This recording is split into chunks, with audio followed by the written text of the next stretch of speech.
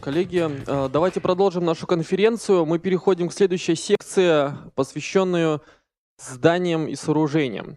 И в этой секции нас ждут 3 не менее интересных доклада. И начнем мы вновь со Стефана Малого. Пожалуйста, Стефан.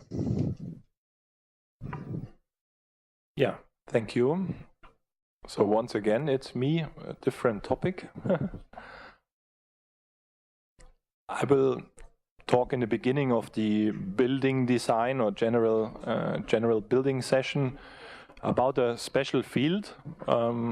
It's mainly the field of aerodynamics, building aerodynamics, wind.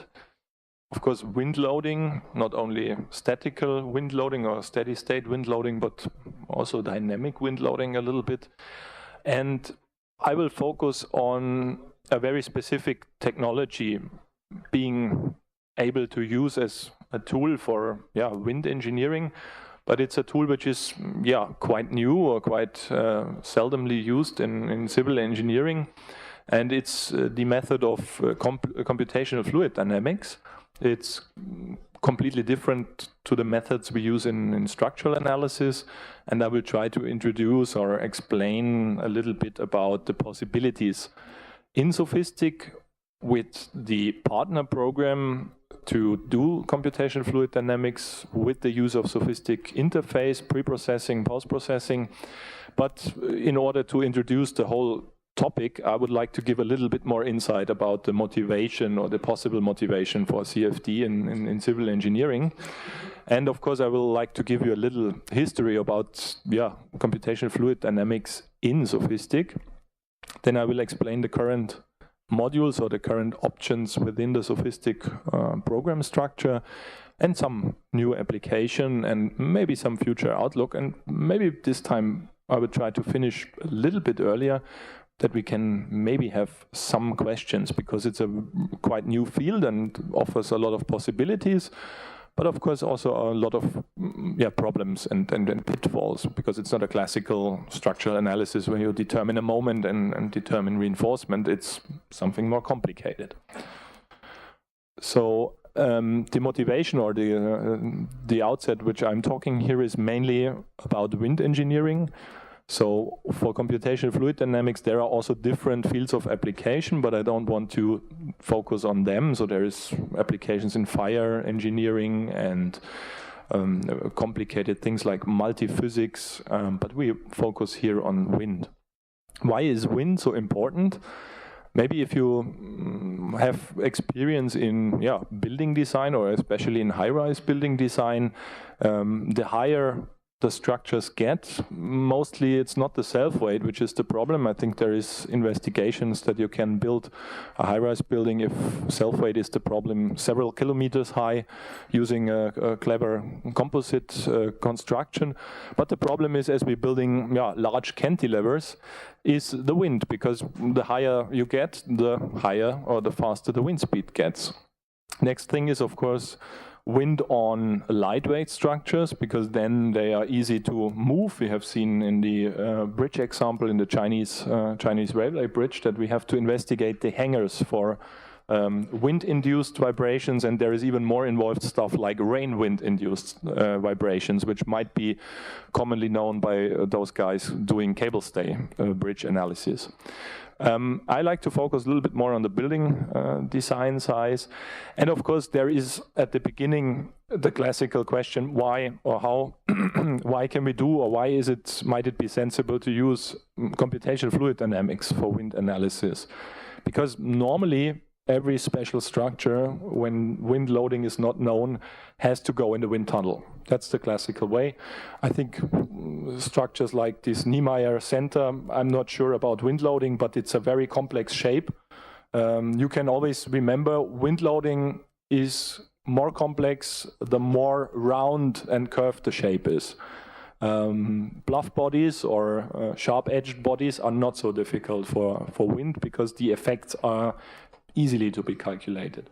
So normally we have to set up a wind tunnel test, especially also in bridge design for dynamic effects. But what are possible problems of wind tunnels? is, of course, it's expensive, it requires high effort, and normally you will test your final configuration once, because you cannot do case studies and book the wind tunnel for 3-4 times to investigate, because it's very expensive to build these models. This is one effect. The other thing is you have to consider scaling, because there is no real size wind tunnel, as far as I know. And there is usually a scaling. So we have a small cross-section and we have to scale according to aerodynamic parameters, and that's a little bit less straightforward than when we scale geometry, like dividing the length by 100. We have to consider scale effects, because the fluid, and air is a fluid in this sense, has different properties like dynamic viscosity and those effects which have to be scaled. So we have scaling problems. Then it's very difficult to simulate the reality again, because we have to generate a wind in the wind tunnel which is representative for the specific site. So it's not only the wind or the location, so we have to know where we are, but we have to know which buildings are in the surrounding, which buildings are in the far field, in the near field. So it's quite a complex thing. Of course, big benefit of wind tunnels, they are established. Yeah, everybody has reference projects, a lot of projects with wind tunnels, and it's a political thing, because the wind tunnels are most of the time run by university, by people with lots of experience, lot of influence, and so they will always try to say, okay, I can do it right in my wind tunnel. So when you come there and say, okay, I don't need the wind tunnel because I do it numerically, they will argue. So some aspects, I don't want to go too much into detail, that's some little bit more detailed reasons. So for example, in the area of accuracy, when we compare computational method, CFD, with the experimental method, wind tunnel, we might see that, of course, the computational method has some issues in accuracy, because it depends on the method which is used, it depends on the mesh. We will learn that meshing is also another issue for computational fluid dynamics, and it has other specific problems than in structural analysis. And of course, the accuracy in the experimental method is also difficult, because imagine a very slender tower structure in the wind tunnel. You would like to know the pressure. Here you have to install a pressure gauge inside this structure, not influencing the general movement. So this can make your wind tunnel model also quite complicated. So this is a lot of reasons can be found for one of these methods. I think the main motivation should be the application in an early stage of design. I personally will not say that when you use CFD with an experienced CFD expert, you will never need a wind tunnel, because you always have to scale and compare. So I think the strong motivation for CFD can be in earlier stages of the design. So if you think about a specific shape and you want to get a principal idea about the wind behavior, it might be easier to set up a CFD calculation than to make a wind tunnel test. Also, there is possibilities to reduce the dimensionality of the problem. As we will see later in the geotechnics session, it's similar. If in reality it's a 3D problem, and if it's quite regular in one dimension, you might reduce this dimension and analyze the problem in one slice of the problem. But of course, you should not forget that for wind, also the 3 dimensions are very, very important, because the most important effects in wind is not a constant flow, but these are vortices. And vortices are 3-dimensional in space, and they can move. And when you calculate only a slice, you will not get every effect. So this is one of the reasons why most of the time CFD calculations have to be 3D. So because I don't want to speak about CFD as the only solution, there is some commonly known drawbacks of computational fluid dynamics, and as I told you, please keep in mind that whenever the structures are round-shaped and smooth-shaped, that's more difficult for computational fluid dynamics, because one of the most complicated things is the flow around the cylinder, because you might have this what is called reattachment of flows, that the flow gets turbulent and then at a specific distance it reattaches again. Same you have in an airfoil for an airplane. You should not get detachment of flows, but if the inflow conditions or the speed of an aircraft is too low, we have the detachment of flow, which is very dangerous for airplanes. We have stall conditions then, but this is often happening in our real-life aerodynamics. And here we, at the bottom, we see a simple test case, just in order to compare experimental results with numerical results.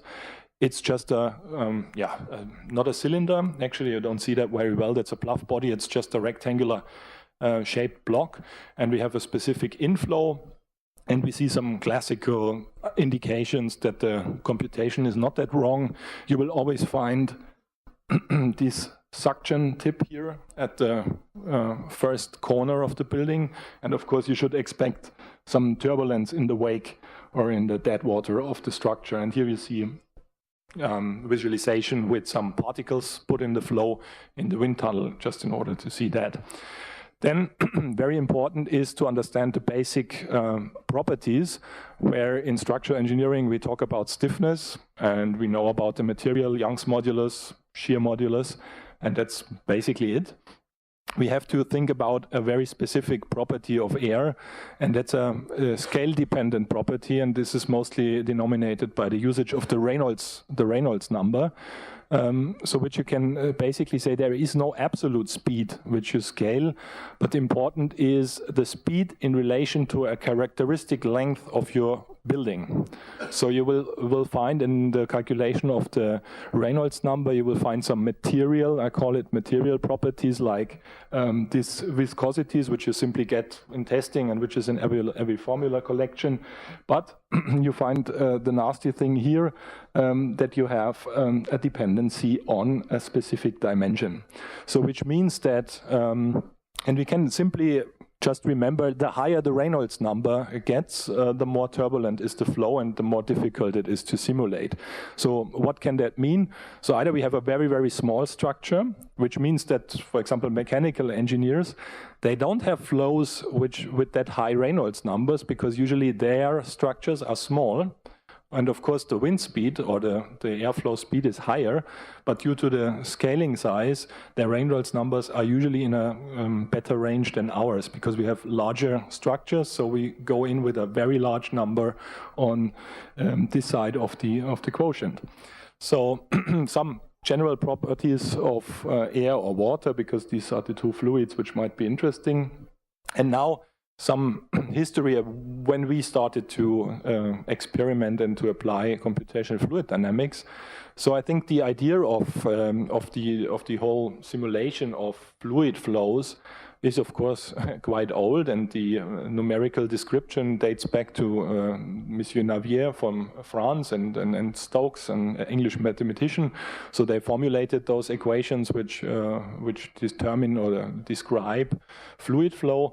But it was quite clear that it's a very, first of all, mathematically very difficult, very nasty equation, because it's a very stiff differential equation.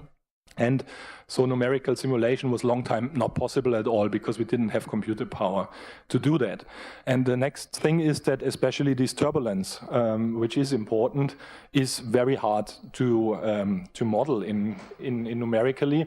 So there was the need for models which simplify, so which take the turbulence effects and somehow smoothen them or make them computable. So this is where, roundabout in the 90s, these runs, or which stands for Reynolds average Navier-Stokes equation. So we say we don't encounter these fluctuations of the turbulences. We make an intermediate approach for the turbulence, and so simplify these equations. Then back in 2004, we had the first cooperation with University of Greenwich, where we employed a multi-physics code in our program structure to do this CFD calculation and to get back results and to post-process. It was called Physica. The problem with Physica at the end, you will see that later, is that it was a multi-physics code. So it could do multi-phase flows, scalar transport, fire analysis. So the whole code was quite complicated. And the first time we tried to get experience mainly on building aerodynamics. But we already got a first project. In this case, it was a project from Russia. It was about a building. I will show you that building later, where we wanted to see the wind pressures without wind tunnels, or just have the building and make a CFD analysis for that.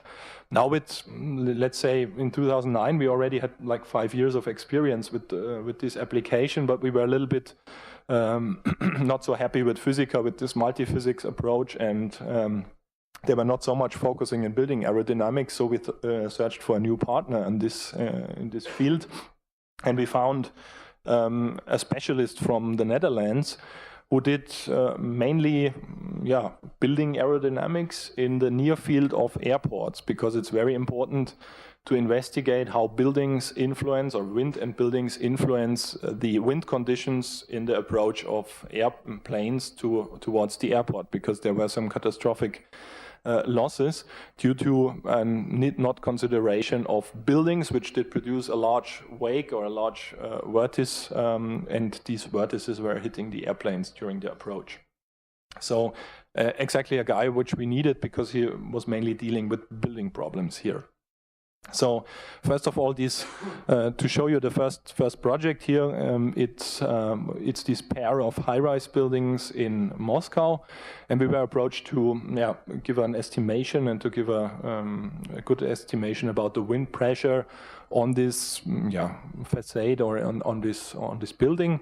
Here you see what we did. The second problem in computational fluid dynamics is to find wind parameters, proper wind parameters. First of all, wind is determined by an atmospheric wind speed, so which is in the undisturbed condition, and then of course approaching the soil or the earth, it's buildings, some wood, grass, whatever, so we have friction, so we decrease the wind speed, but we increase the turbulency, and we also increase, of course, the number of vortices, possible vortices, so there's a very specific wind profile to be considered. Usually, most of the times you will find codes on wind speeds, design wind speeds, but it's very rarely to find those friction parameters. So in this case, we took the Russian SNP code on wind, and here on the left side, you see the wind map of Russia, and we extracted some boundary layer wind profile properties. And Moscow in wind zone 1, we had very specific wind pressure. You see the Reynolds number due to the size of the building, so it's probably 30 meters characteristic length, and a significant wind speed of roundabout, if you have a look here, you don't see it easily on the slide. This is, for example, the standard wind speed, this blue one here. And if we look at the scale, we are round about, let's say 30 to 40 meters per second.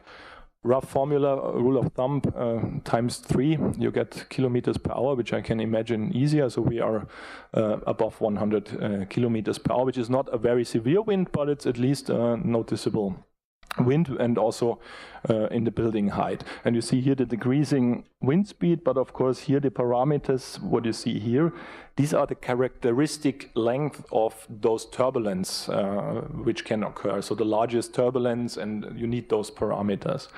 The Reynolds number therefore got very high, so we were 5 by the power 10 to the power of 7, and we used K epsilon, which is a standard turbulence model for that, and we choose a 2D mesh to investigate the influence between those towers, because at that time, it's already some 8 years ago, the computer power for a 3D model for dynamic analysis was not there, and we used a 3D model for the steady state wind pressure. Here you see some things of the 2D mesh. Very important in computational fluid dynamics is the so-called boundary layer resolution. Boundary layer is the layer close to the building, because there is the highest gradient of speed and turbulency happening, so you need to refine the mesh as something which we know from structural engineering. Normally then the rest of the domain is then meshed automatically, but you already see here for the mesh size, it's a very high number of elements, and you have to know that computational fluid dynamics is a finite volume method most of the time, so you do an integral approach and you need more or less 1 degree of freedom inside the element. So it's a little bit less complicated on the element level, but it's more complicated on the size and time step level.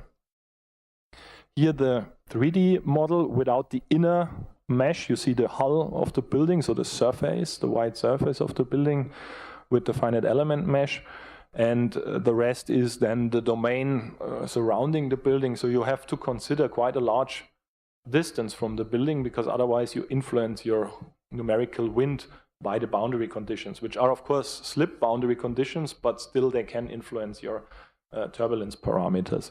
So this model was around about 1.2 million volumes. As I said, it's simple on the element level, but it's still a lot of data. And then we just have a steady state wind flow, and then it's iterating towards convergence.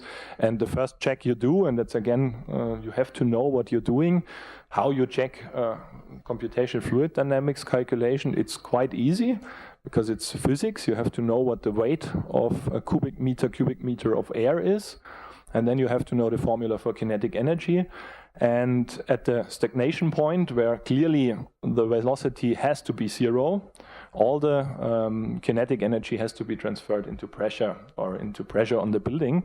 So you will be calculating mass of the air over 2 and multiply it with the square of the velocity. And so you end up in the expected so-called stagnation pressure, which should always be maintained if there is no other effects. And so the first thing you will be controlling is that, for example, this red point here at the top is fitting to the wind speed at this level, and with this speed you might calculate the pressure. And this is the first thing you calculate, and you check your calculations. The second slice here is something which was important for the facade designer, because at this height of the building they wanted to have glass around the balcony. And you see, especially here in this corner, you have quite high wind suction, as in this case it's here the pressure values, and due to this wind effect here, you get quite high suction of the wind here and the facade, and so you have to fix your facade in a different way than if you only expect pressure. So this was a very early project. Now going one step, sorry, that was too fast. So current situation in SOFiSTiK, you might remember I said that we have a new partnership. So I said we switched to these, we said we want to investigate different CFD options which are on the market, because there's a lot of programs offering these solutions, especially because mechanical engineers need that very often. And there is already beginning interest in the field of civil engineering. So you might see a lot of simulations when it comes to pedestrian comfort. When you have high-rise buildings, you have wind. You don't want that your pedestrians are blown away. So you have to investigate normal wind speeds on the street level. So there is some integrations, for example, in also being now Autodesk products. So we have, for example, CF design. We have other programs like StarCD. Then we also investigated open source programs, which is OpenFOAM. It is very commonly used in universities, or, for example, Algor. So the idea was to set up some sort of criteria to investigate those solutions. And for us, it was very important that the software runs on Windows. It is at medium complexity, because we don't need those higher order multi-phase flow effects. So we don't need any chemical processes in our flow, and we need a normal, let's say, medium price. And very important, some expertise in building. And as I said, we found this partner with Cyclone Fluid Dynamics in the Netherlands, and then we started to implement an interface to the SOFiSTiK software.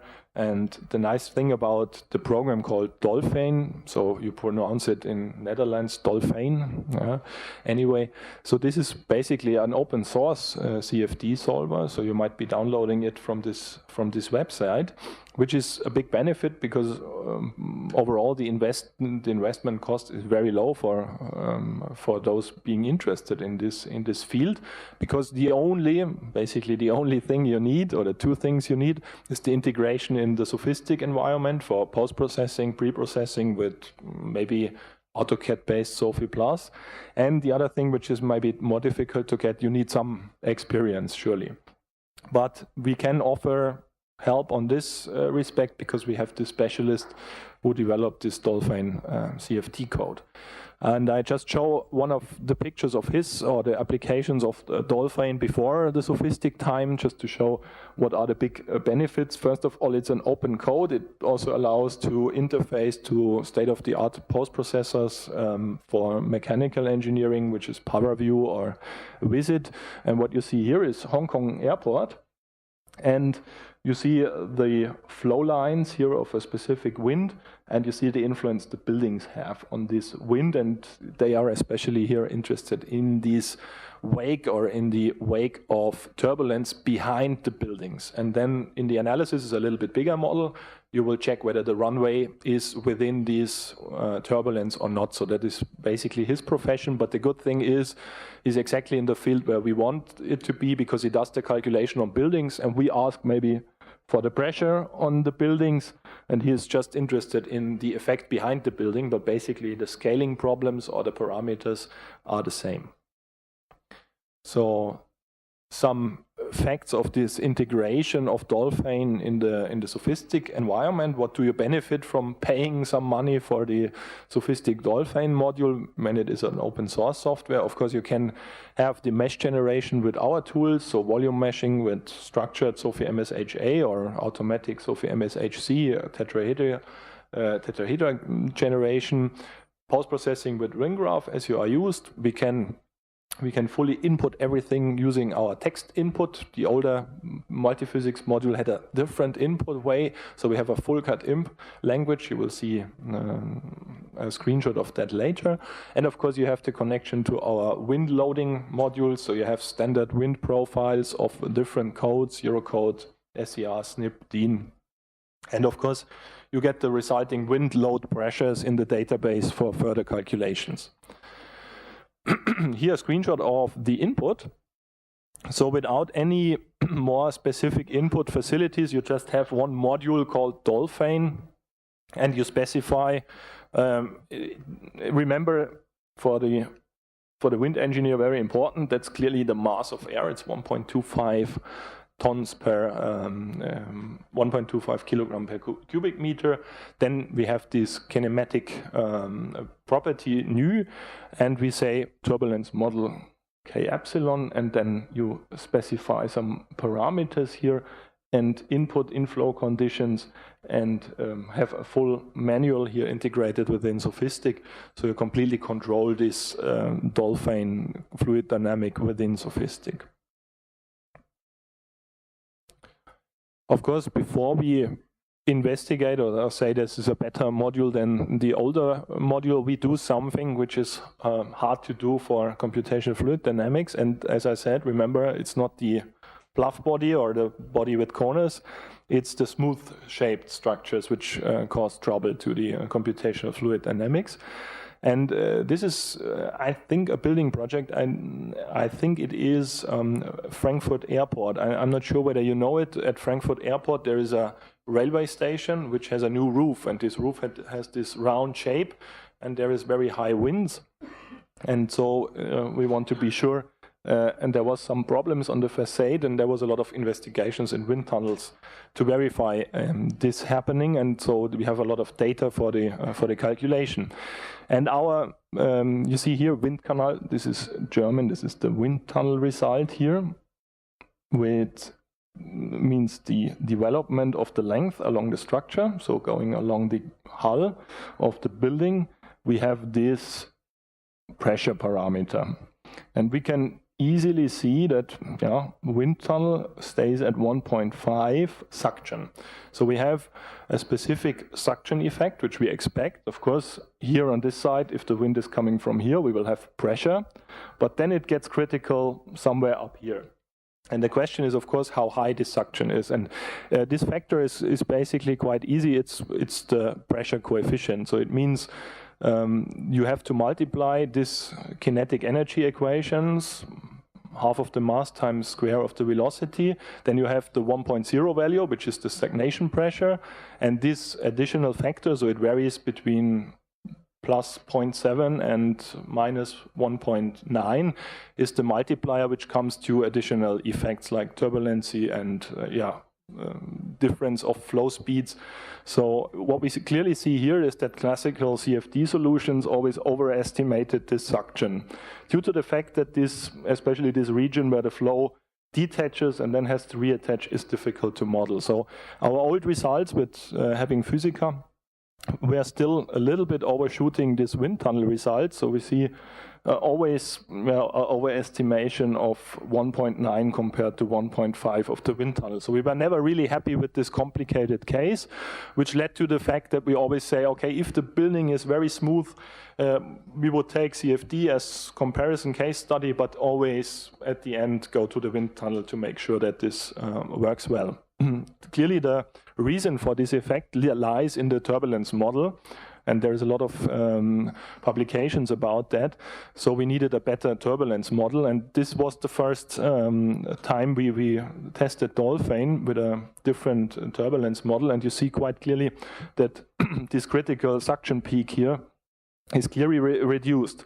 And we stay below the value of the wind tunnel, and there is a lot of investigations which prove that rather this result is better than the wind tunnel, because the wind tunnel again has these scaling effects, and numerically we don't have any scaling besides our model parameters. Here are some impressions again. So for example, here you see the wind tunnel, the corresponding wind tunnel for this building. Here to the right, there was a suction through this, or a section through this roof here.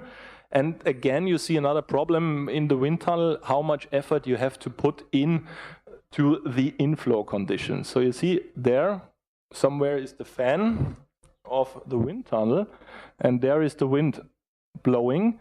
And what is very interesting, you see also the buildings behind have to be modeled, because you might have some sort of wake behind the building and then producing some vertices which again put pressure or a dynamic excitation or whatever on the facade. So a lot of effort. I don't know how long it takes to build these models with the wood bricks and all the stuff, and especially expensive is the model of the building with all these pressure or suction gauges in order to measure the result. So surrounding is very, very important. And you see numerically, this is also done considering in the mesh. So you see another representation of a calculation with DOLFYN where we have these little hill and other buildings modeled. Some more examples. Now showing also dynamic or focus on dynamic properties. A very well-known cross-section, it's the Millau Bridge of Michel Villogeux and Greisch Engineering.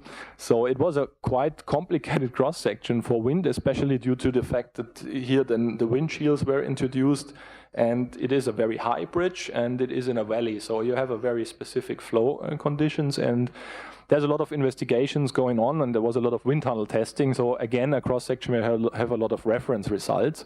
And here, just to tell that this is also possible, so we have a 2D model, and we analyze several inclinations, standard inclinations of the cross-section to the wind field, and then we deduce these standard coefficients of dynamic analysis. And then these coefficients, or these derivatives actually, because they tell you, simply speaking, if your bridge increases or rotates by 3 degrees, how does the drag and lift forces change? And if you see, then you have a change, then you have a derivative. And this is dangerous, because with these effects of movement, you can get these dynamic wind effects, which are very, very dangerous for this lightweight of our bridge structures. So a combination of wind tunnel and numerical modeling. Oh, sorry, this one. Again, some results. That's Great Belt Bridge. Again, famous bridge cross-section where we have results and compared them. Yeah. Then some latest applications of DOLFYN before the talk is finished, just to show how flexible those things are and how, where the meshing power is at the moment. So we had a tender design of a statue, Buddha statue in, I don't know exactly whether it is the correct English word, Mongolia, so it's near China, towards between Russia and China. And you have very high plains and very high wind speeds. And the problem was this statue is very complex from the geometry. And what we did is we got a STL file, which is nothing else than a faceted surface of the structure. And then we more or less make the inverse model. So when we subtract the structure or the statue from a brick of air, we remain with the negative of that, and we need a lot of volume elements to mesh the rest. And we combined our Rhino interface, so we imported the STL surface in Rhino and then started an automatic mesh generation to get the volume domain. And here is some very nice pictures. So that's the STL model. I think the Buddha statue is between 40 and 60 meters, somehow like that. So it's absolutely huge. I'm not sure how far this project developed now. So we were involved in the tender design phase, and it should not be too expensive, but the customer wanted to show that he can do something on wind. I think you know this stage of projects. And it will be very interesting to see what comes out. So this is the STL model of the positive, so of the sculpt is a very sculpture, it's a religious, clearly a religious situation here with this huge Buddha statue. And I'm now just focusing on some aspects because it's a really huge mesh. We have the STL surface of the Buddha statue, and we started to just investigate the head, because to get a first impression and to do the simple check that we have the stagnation pressure somewhere on, I don't know, the nose tip, or I don't know. We started to take this head out of it. And then here you see the surface, and it's clearly triangular meshing because it makes the whole thing simpler. Big problem is always quadrilateral meshing or even hexahedral meshing. It's not possible in 3D in all cases. But as computational fluid dynamics is more robust, we try to switch to this tetrahedral or basically triangular mesh on the surface. Yeah, some vision. Of course, we clearly want to break this competition between wind tunnel and CFD, because it's not an either or that the one is better than the other. I think it's always the cooperation. The wind tunnel can give you results you can't get with CFD, and with CFD you might be able to investigate different things. So this is clearly important that here more collaboration happens.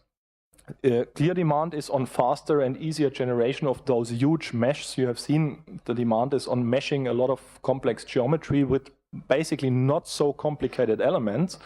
And quite interesting, I found out when researching that all the ideas basically, or as very often in mathematics, that these basic methods which we're now following to have easier volume meshing are basically dating back to Russian mathematicians. One is Delaunay and the other one is Voronoi. Voronoi is very famous for this called Voronoi meshing.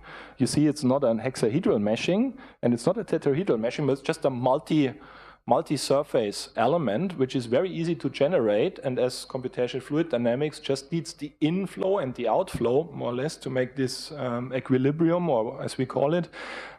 This mesh can be easier generated than a regular mesh or even a hexahedral mesh. So these are some future investigations we are currently doing, and this is, I think, one of the most important things you should always remember. It's not the tool which should govern what you do, but it's about what you get as insight. So purpose of computing is insight, not numbers.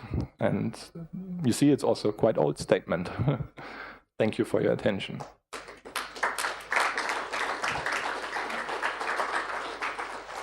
Спасибо большое, Штефан. Итак, мы послушали доклад о применении CFD анализа для проектирования конструкций зданий и сооружений. И теперь давайте посмотрим на опыт наших российских коллег.